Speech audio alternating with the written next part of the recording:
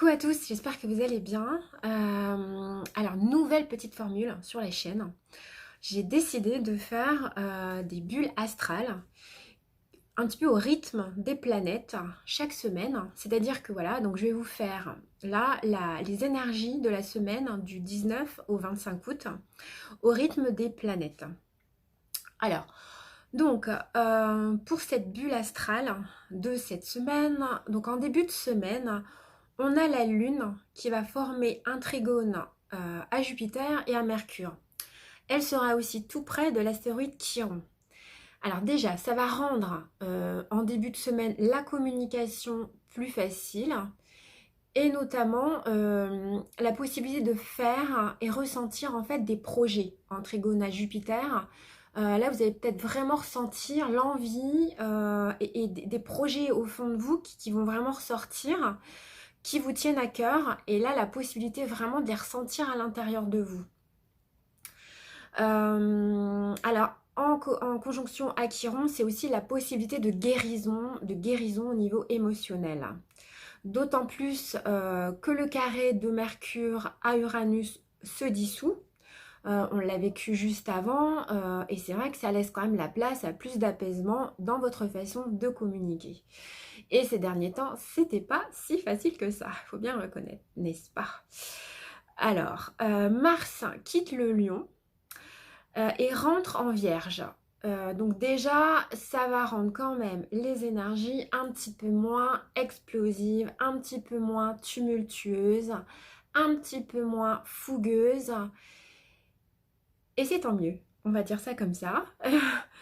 Non pas que voilà, Mars il était bien en Lion, hein, mais c'est vrai qu'on se dit que voilà, un petit peu plus d'apaisement et de tempérance, ça va faire du bien, n'est-ce pas?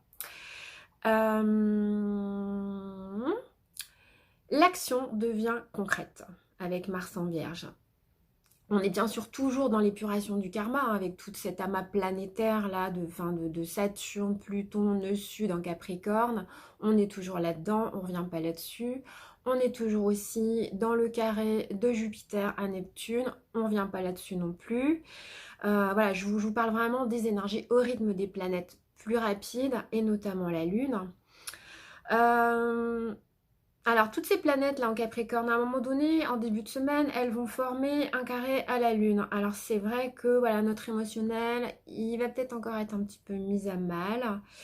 Mais voilà, à partir du 20, bah, c'est le lendemain du 19, la Lune, elle va être en trigone avec le Soleil. Et Vénus et Mars, ça va apporter plus de douceur. Aussi, la Lune, elle va rejoindre Uranus aux alentours du 21 août. Ça va décupler notre intuition. Donc voilà, faites attention à vos ressentis intuitifs. Faites-vous confiance. Le 21, Vénus passe en Vierge. Elle passe en Vierge. Le Soleil... non, il n'est pas encore en Vierge, mais il va passer après. Donc en fait, là, on rentre vraiment dans le côté plus concret. Plus concret. Alors attention, vers le 23, j'ai noté, au carré de lune soleil, il peut y avoir un conflit encore entre l'âme, l'intuition, l'ego, le mental. Mais en même temps, comme la lune à ce moment-là va aussi former un trigone à Pluton, ça va permettre de transformer et d'épurer encore des émotions. Et ça continue. Hop là.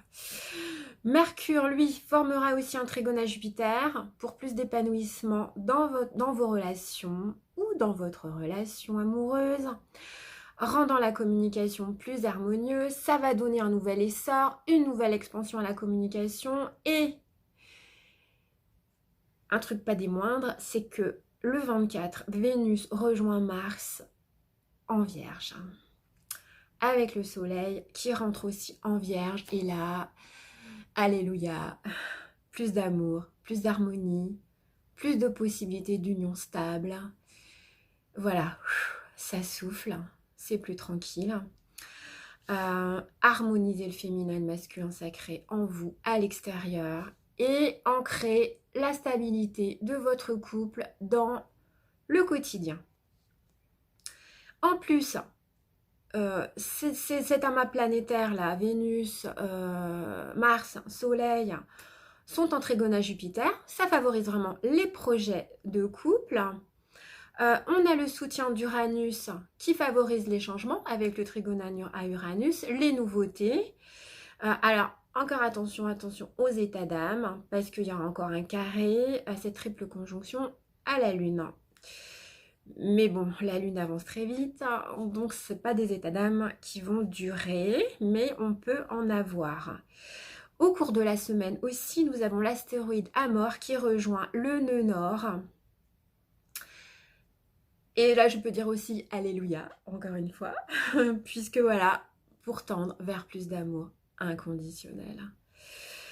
Voilà, voilà, les énergies, donc une toute petite capsule, hein, je vais essayer de faire des capsules très très courtes hein, pour les énergies des semaines. Et voilà, ben moi je vous souhaite une belle semaine à vous, tout plein d'amour, tout plein de stabilité, tout plein de projets, et je vous retrouve la semaine d'après, et je vous fais plein de gros bisous.